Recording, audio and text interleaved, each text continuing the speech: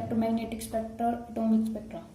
Electromagnetic spectra क्या है? The arrangement of different electromagnetic radiations in increasing order of wavelength और decreasing order of frequency, ठीक है, उसको कहते हैं इलेक्ट्रोमैग्नेटिक स्पेक्ट्रा कहते हैं। जब हम बहुत सारी कई इलेक्ट्रोमैग्नेटिक रेडिएशन ले लिए, उनको एक अरेंजमेंट में लगा दिया, या तो हमने क्या किया, उसको इंक्रीजिंग ऑर्डर में लगा दिया फ्रीक्वेंसीज की, या फिर डिक्रीजिंग ऑर्डर में लगा दिया, तो उससे क्या हो जाएगा, वो इलेक्ट्रोमैग्नेटिक स्पेक्ट्रा कहलाता है, ठीक है। इलेक्ट्रोमैग्नेटिक स्पेक्ट्रा जो हमने पढ़ा था, हम इसको एक बार देख लेते हैं। जैसे कि विजिबल रीजन सभी को पता है। विजिबल रीजन क्या होता है? विजिबल रीजन कैसा होता है?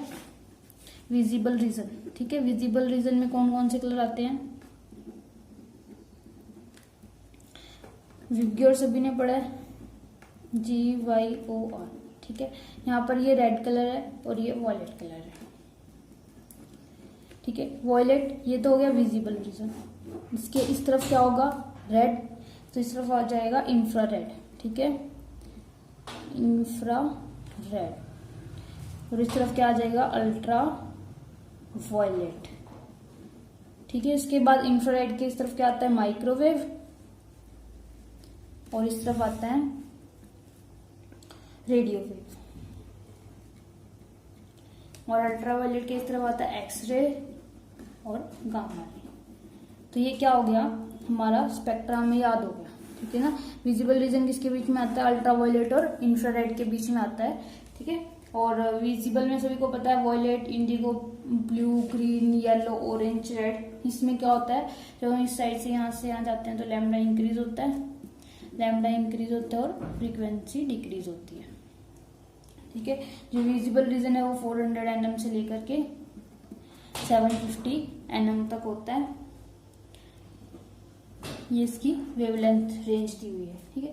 और इसमें जो इलेक्ट्रोमैग्नेटिक स्पेक्ट्रा है, इसमें क्या होता है? विजिबल रीजन अल्ट्रावायलेट और इंफ्रारेड के बीच में होता है। इंफ्रारेड से इधर माइक्रोवेव, इधर रेडियो वेव, और अल्ट्रावायलेट से इधर एक्सरे, इधर गामा रे। जब हम यहाँ से यहाँ जाते हैं तो जो लैम्डा है वो क्या होती है? इंक्रीज होती है, और न्यू डिक्रीज होती है, ठीक है। जो रेडियो वेव है इसकी अप्रोक्स 10⁻⁻0 nm मीटर होती है।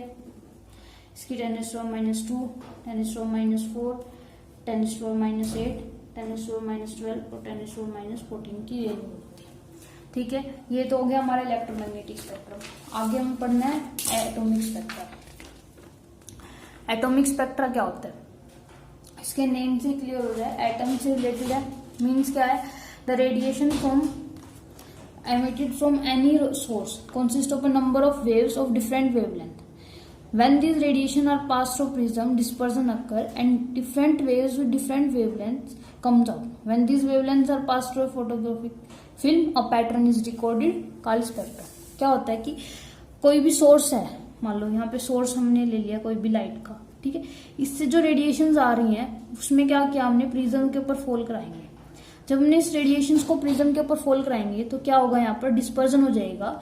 डिस्पर्जन की वजह से क्या है, जो ये रेडिएशन है ये इसके अंदर क्या होगी? बहुत सारी वेवलेंथ की वेवलेंथ होती है, ठीक है। इसमें क्या होती है? बहुत सारी वेव्स होती हैं अलग अलग वेवलेंथ की। जो रेडिएशन है वो अलग अलग वेव से मिलकर के बनी होती है, जिनकी वेवलेंथ अलग अलग होती है। तो प्रिज्म क्या करता है? उन सबको अलग अलग कर देता है, ठीक है। प्रिज्म क्या करता है? उन सबको अलग अलग करता है। इसकी वजह से वो हमें क्या मिलती है? यहाँ पर अगर हम फिल्म रख दें या फोटोग्राफिक प्लेट रख दें या स्क्रीन लगा दें तो उस पर क्या मिलती हैं? सारी रेडिएशंस हमें अलग अलग ऑब्जर्व होती हैं, ठीक है।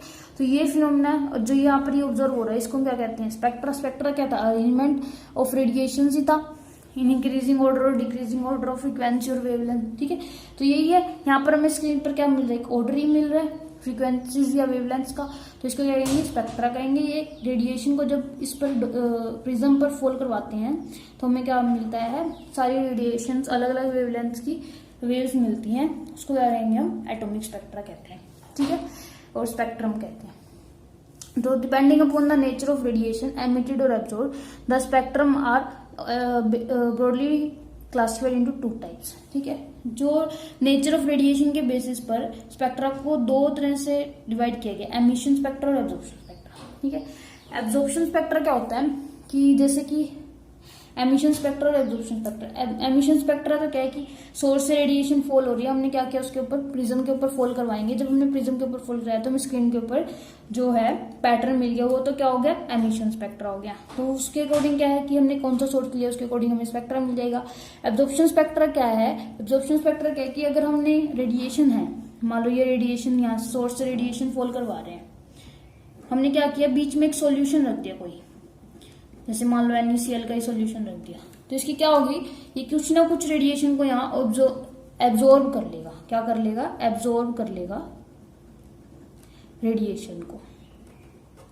ठीक है, मान लो यहाँ पर इसके पास 5 रेडिएशन थी, अलग अलग 5 वेव्स थी अलग अलग वेवलेंथ की, तो क्या किया इसने, मान लो 2 को एब्जॉर्ब कर लिया, तो जो हमें स्क्रीन पर मिलेंगी वो 3 ही मिलेंगी।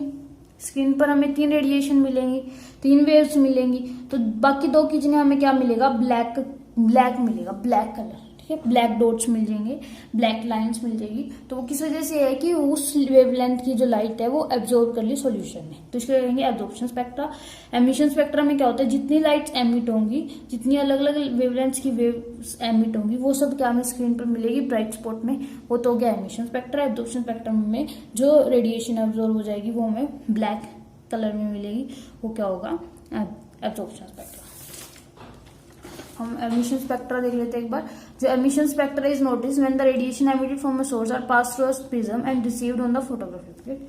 यही हमने कहा है कि जब उनको रेडिएशन को सोर्स से जो हमें मिल रही है उसको क्या किया, प्रिज्म से पास करवाया और फोटोग्राफिक प्लेट पर हमें मिल रही है, तो उसको कहेंगे एमिशन स्पेक्ट्रा कहेंगे। एमिशन स्पेक्ट्रा रेडिएशन जो मिलती है एमिशन स्पेक्ट्रा के लिए कहाँ से हो सकती है, सन से हो सकती है, व्हाइट लाइट, या फिर कोई इलेक्ट्रिक बल्ब हो, ठीक है, या फिर डिस्चार्ज गैस ट्यूब है, लो प्रेशर पर ही वर्क करती है, वहां से हो सकती है, या फिर हम कोई सब्सटेंस को फ्लेम पर हीट करें, वहां से जो हमें रेडिएशन मिल रही है उसको प्रिज्म में से पास करें, वहां से हम क्या कर सकते हैं, एमिशन स्पेक्ट्रा को ऑब्जर्व कर सकते हैं। एमिशन स्पेक्ट्रा को आगे 2 पार्ट्स में डिवाइड किया गया है। फर्स्ट है continuous spectra and second is line spectra.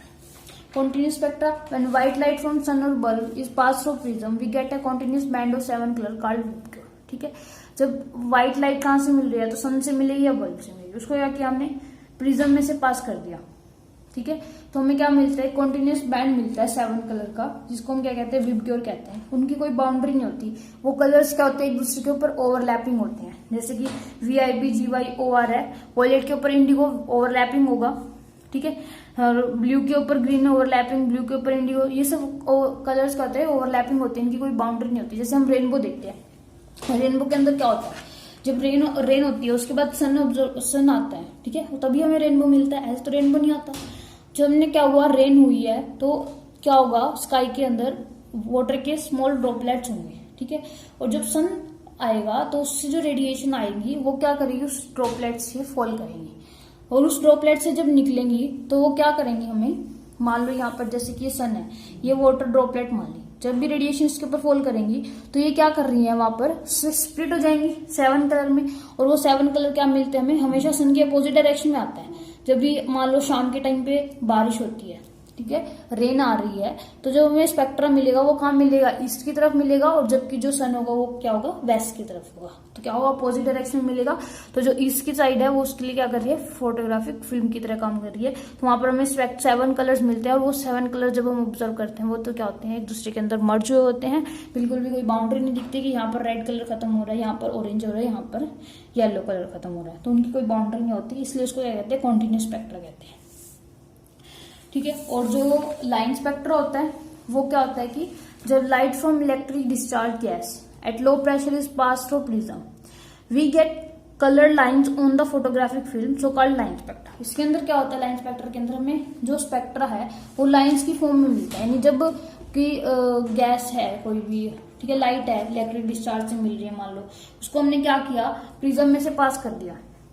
Electric discharge से मिल सकती है, by heating of a substance भी हो सकती है, लाइट हमें कहीं किसी भी मेथड से मिल सकती है, इलेक्ट्रिक डिस्चार्ज से मिले या हीट करने के बाद मिले सब्सटेंस को, तो उसके बाद जो हम क्या करेंगे, उसको प्रिज्म में से पास करेंगे तो हमें क्या मिलेगी, लाइन्स मिलेंगी, ठीक है, और इसलिए हम उसको कहते हैं लाइन्स, क्या पर्टिकुलर लाइन होगी, मान ली ऐसी लाइन होगी, फिर ऐसी लाइन होगी, फिर ऐसी लाइन होगी, ये मर्जिंग नहीं होती, एक दूसरे से अलग अलग दिखता है कि इस वेवलेंथ की लाइन यहाँ पर है, इसकी एक वेवलेंथ की लाइन यहाँ पर है, इसकी वेवलेंथ की लाइन यहाँ पर है, तो ये क्या होती है, हमें अलग अलग ऑब्जर्व होती है, इसलिए हम इसको क्या कहते हैं, लाइन स्पेक्ट्रा कहते हैं। जैसे कि हम सोडियम है, नॉर्मली लैब के अंदर जब हम वर्क करते हैं तो सोडियम लैम्प का यूज करते हैं।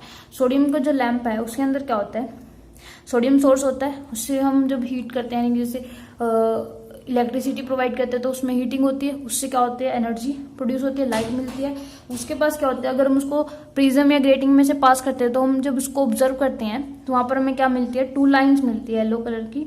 उनकी वेवलेंथ क्या होती है, 589 nm और 589.6 mm। तो सोडियम जो लाइट है उसको वो 2 वेवलेंथ से मिलकर के बनी हुई है, 589 और 589 प्लस 6.6 nm। ठीक है, एक क्वेश्चन आता है बहुत इंपॉर्टेंट है, why atomic spectra are called fingerprint of atom. ठीक है, एटॉमिक स्पेक्ट्रा को हम फिंगरप्रिंट ऑफ एटम कहते हैं। फिंगरप्रिंट का मतलब क्या है कि हम क्या करते हैं, फिंगरप्रिंट जब कोई डिटेक्शन करते हैं, ठीक है, तो उसमें क्या होता है कि फिंगरप्रिंट डिटेक्ट कर लेते हैं। फिंगरप्रिंट से क्या होता है कि हर इंडिविजुअल के फिंगरप्रिंट इंडिविजुअल होते हैं, कि कोई भी 2 इंडिविजुअल जो उनके फिंगरप्रिंट जो एक जैसे नहीं हो सकते। ठीक है, कोई भी 2 पर्सन है उनके फिंगरप्रिंट एक जैसे नहीं हो सकते।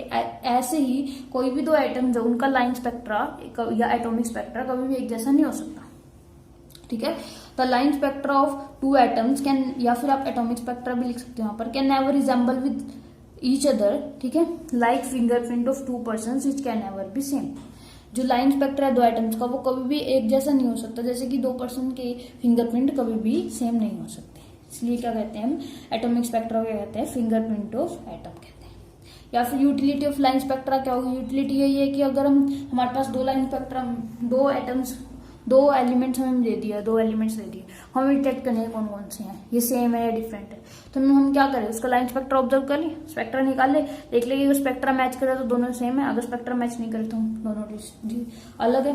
तो हम क्या करते हैं, the utility of line spectra is that we can detect atoms with the help of their line spectra. हम एटम्स को उनके लाइन स्पेक्ट्रा से डिटेक्ट कर सकते हैं।